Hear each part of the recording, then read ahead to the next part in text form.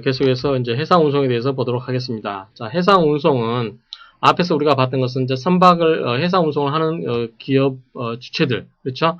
그래서 선박 소유자 등의 이 책임 제한을 공부를 했었고요. 이제는 자, 그런 책임 제한을 해주기 때문에 안심하고 해상 운송을 하게 되는데, 해상 운송에는 도대체 어떠한 종류들이 있는지 그러한 종류 중심으로 한번 보도록 하겠습니다.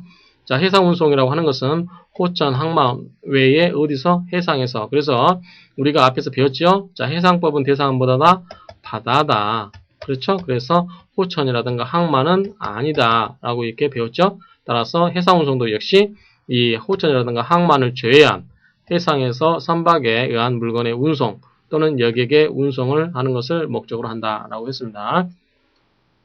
그래서 역시 해상 운송도 물건과 여객 운송으로 나눠진다라고 하는 거죠. 자, 하천, 호수 등의 지역만 운행하는 내륙 수상 운송은 해운의 개념에서 제어된다. 그래서 여러분들이 뭐 충주호에서 유람선을 타고 다닌다. 이거는 우리가 해상법의 적용을 받지 않는다라고 하는 거죠. 그 다음에 상선이 아닌, 즉 해상 운송이 아닌 어선이라든가 준설선 이런 것도 해상 운송에서 제외된다라고 하는 거죠. 그런데 이제 우리가 2007년도에 해상법이 개정되면서 그전에는 이 해상 운송의 항해 용선 계약과 개품 운송 계약을 포함을 했는데 2007년도에서는 해상 운송은 개품 운송만을 의미한 걸로 이렇게 하고 항해 용선은 용선 계약의 속으로 들어가 버렸다라고 이렇게 이해하시기 바랍니다. 그건 좀 이따 그림으로 설명을 드리겠습니다. 자, 해상 운송 계약의 법적 성질은 자, 그렇죠? 뭡니까? 도급이죠.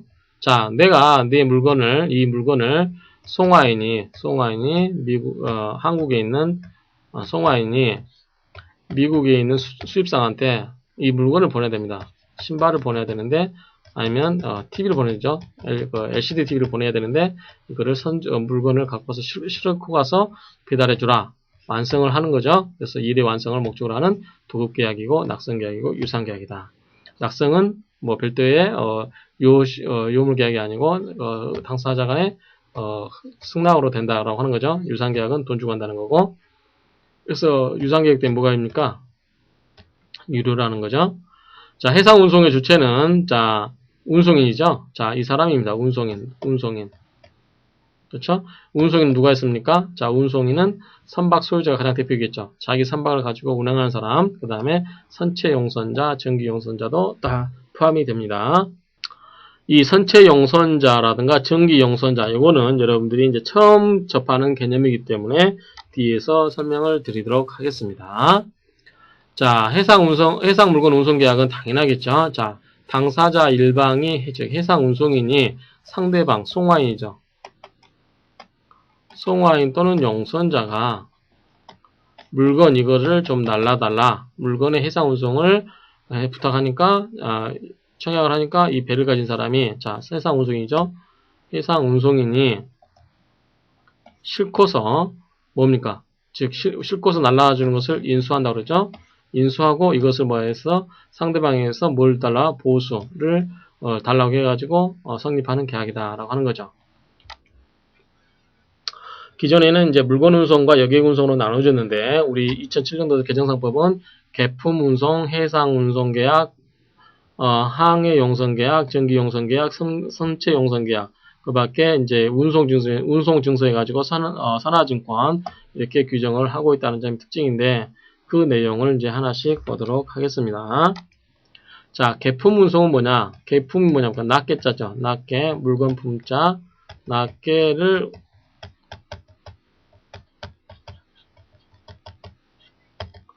하나의 물건을 운송하는 계약. 여러분들이 TV 한 대, 아니면 자전거 한 대를 미국에 보내려고 합니다. 여러분, 공부하는 조카들한테 공부를 운동 열심히 하라고 자전거 한 대를 보내고 싶어요. 그럴 때 이 자전거 한 대를 보내기 위해서 여러분들이 이 그만한 이 왕따시만한 이 큰 배를 하나를 여러분들이 빌리겠습니까? 안 그렇죠? 여러분들이 어떻게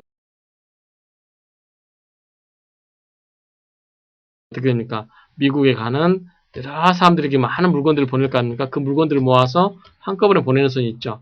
그 중에 여러분들이 한 공간을 차지해서 포장해서 보내겠죠. 그러겠죠? 그런 것이 개품 운송계약이다라고 이해하시면 됩니다. 낮게 물건을 보내는 운송계약이다.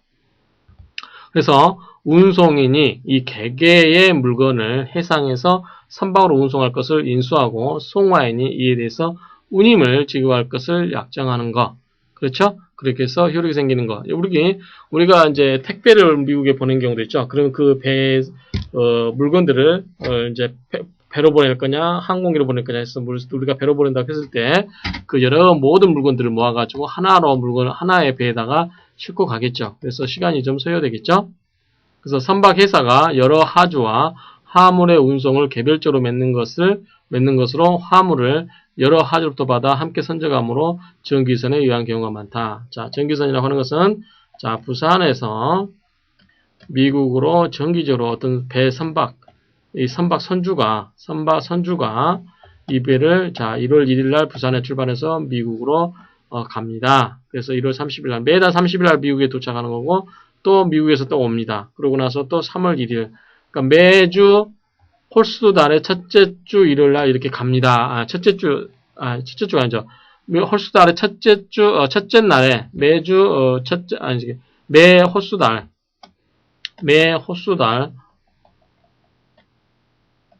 홀수달의 이 첫째 날에 부산을 떠나서 미국으로 갑니다라고 이렇게 정기선이 됐다고 하면 자, 미국에 보내고 싶어하는 짐들 쫙 모이겠죠. 그러면 이 모든 짐들을 모아서 이 배에다가 보내게 되겠죠. 이러한 것이 개품 운송계약이고 이 배는 정기적으로 다니기 때문에 이것을 정기선이다라고 이렇게 이해하시면 됩니다. 그 다음에 이제 용선계약이 나오는데 용선계약과 개품 운송계약이 있는데 자, 개품 운송계약은 방금 말씀드린 것처럼 특정한 선로에서 정기적으로 운영되는 거고 대형 정기선인 경우가 많고 그 다음에 선화증권 계약에 부합하는 부합계약성을 가지고 그 다음에 재운송계약은 허용되지 않는 게 원칙인데 용선계약은 뭐냐면 불특정한 선로에 임시적으로 하는 거죠. 자, 이게 뭐냐면 부산에서 뉴욕으로 정기적으로 가는데 이 정기선이 있는데 갑자기 물건이 이만큼만 실어야 되는데 물건이 갑자기 이만큼 막 쏠립니다. 엄청난 물건이 옵니다. 이 물건을 하려면 정기선으로 다 커버가 안 되죠. 그런 경우는 이 사람이 정기선 운영하는 사람일 수도 있고 아니고 제3자가 돈 좀 벌겠다 싶어가지고 어떤 사람이 배를 하나 빌립니다. 그게 뭐냐면 용선입니다. 용선이라고 하는 것은 선박을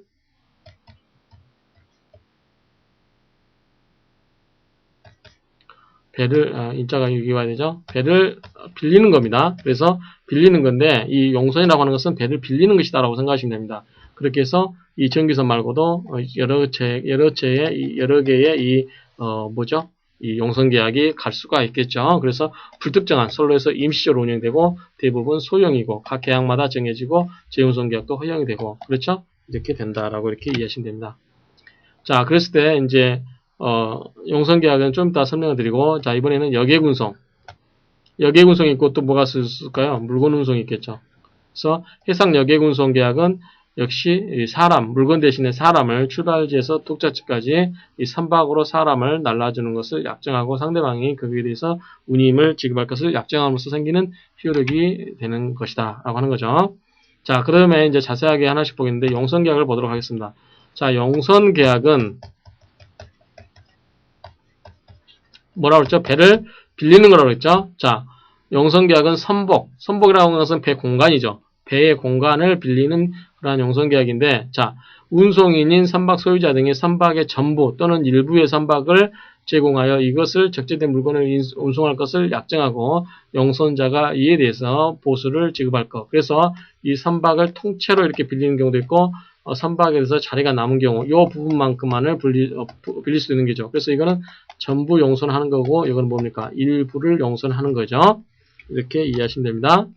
자, 용선 계약의 이제 정의에 따라서 여러 가지 분류할 수 있는데 용선 계약은 용선자가 선박의 점유를 득하지 못하고 선박 소유자 등이 선장을 점유 보조자로 하여 선박을 점유하고 감독하며 항해를 지휘하는 등의 도급계약적 성격을 갖는다라고 하는데 이건 여러분들이 이해를 할 수 있도록 설명을 드리겠습니다.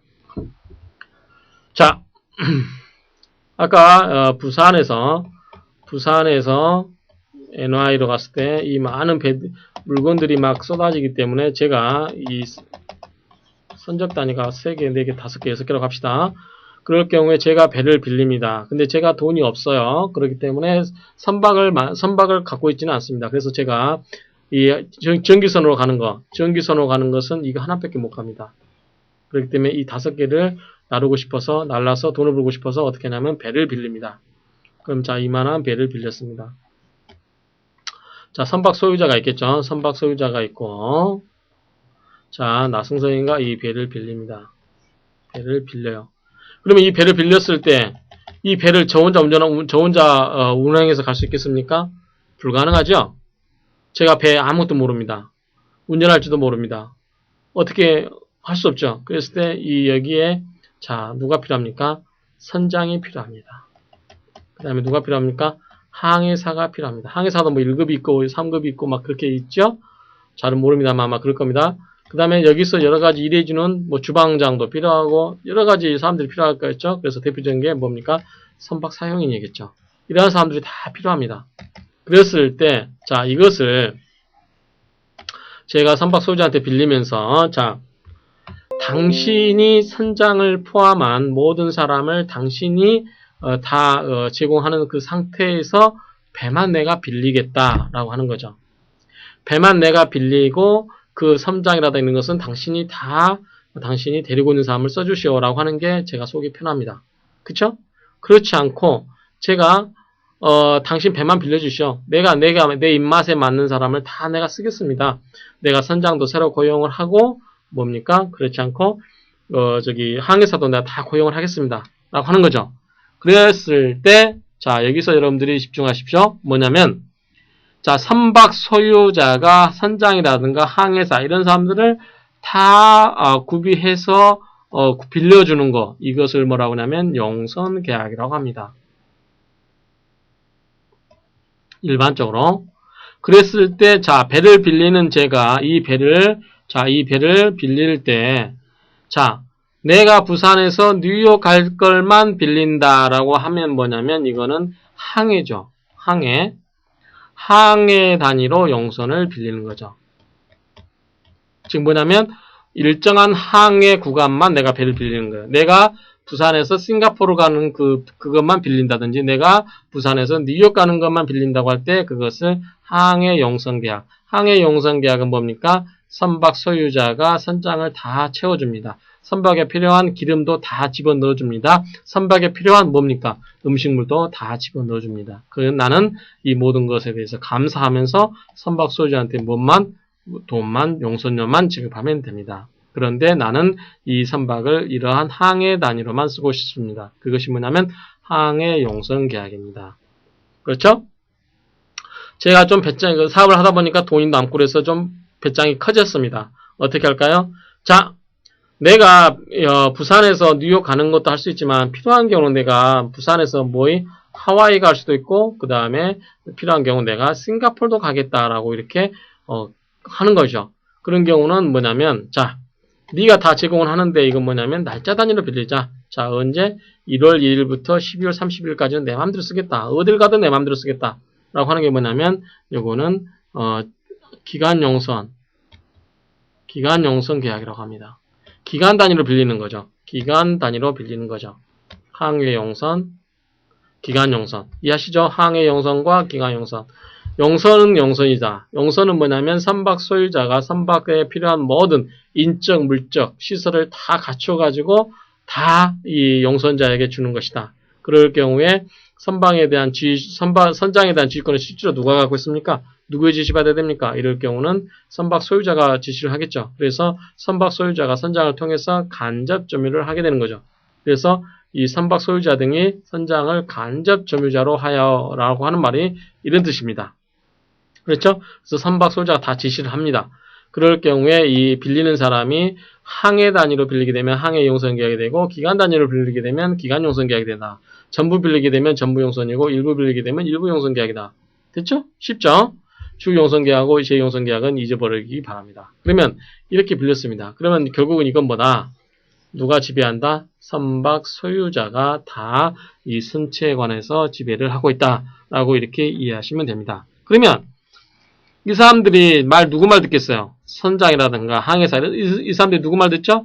당연히 선박 소유자 말을 듣죠. 그러면, 영선자가 자기가 마음대로 다니면서 빨리빨리 어떻게 하고 싶은데 귀찮잖아요? 그럴 경우는 어떻게 한다? 자, 야, 너 선장 필요 없어. 항해사 필요 없어. 필요 없어. 뭐만 빌려줘? 선체. 선박의 몸뚱아리만 빌려주라고 하는 거죠. 선체 용선 계약을 체결합니다.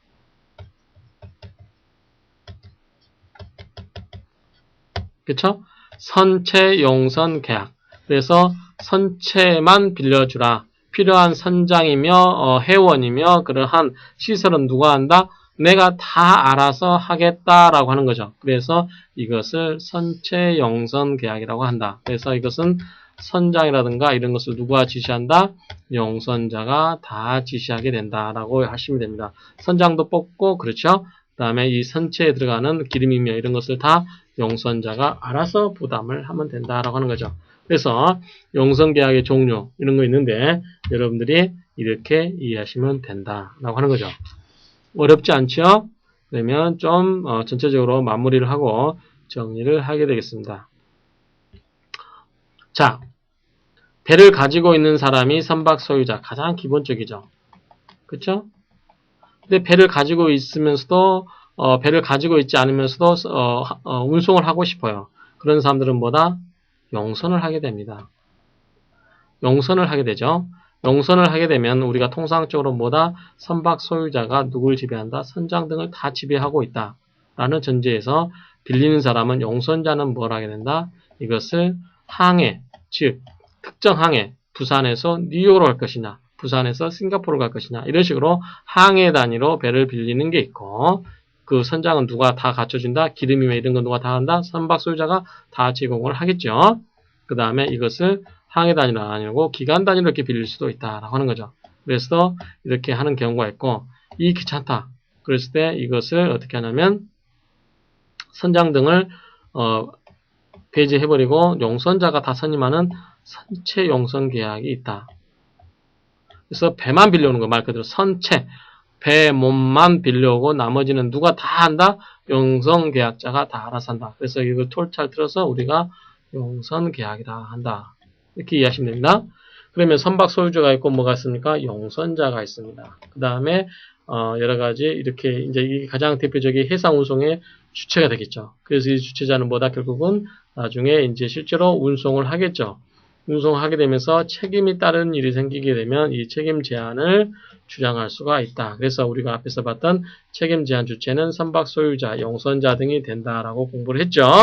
그 다음에 선박 책임 제한 채권은 얼마다? 뭐 여객이냐, 여객 외의 사상이냐, 그 다음에 물건에 관한 것이냐에 따라서 우리가 법에서 각각 단위로 금액을 다 정해놓고 있다라고 하는 거. 그 다음에 여객에 관한 사상이 아닌 경우, 여객 외의 사상과 그 다음에 물건에 관해서는 그 톤수가 증가할수록 그 책임 한도액은 점차로 줄어드는 그런 체감 비례 방식으로 하고 있다라고 이렇게 이해를 하시기 바랍니다. 이렇게 해서 종합적으로 말미에 이렇게 정리를 해드렸기 때문에 우리가 이번 주에 배웠던 책임 제한에 관한 일반적 내용하고 그 다음에 선박 관련해서 선박 주체가 될 수 있는 해상 운송의 주체가 될 수 있는 선박 소유자와 용선 계약의 개념들을 포괄적으로 간단하게 살펴봤습니다. 그러면 다음 주부터는 이제 우리가 용선 계약 하나하나에 대해서 구체적으로 살펴보도록 하겠습니다. 수고하셨습니다.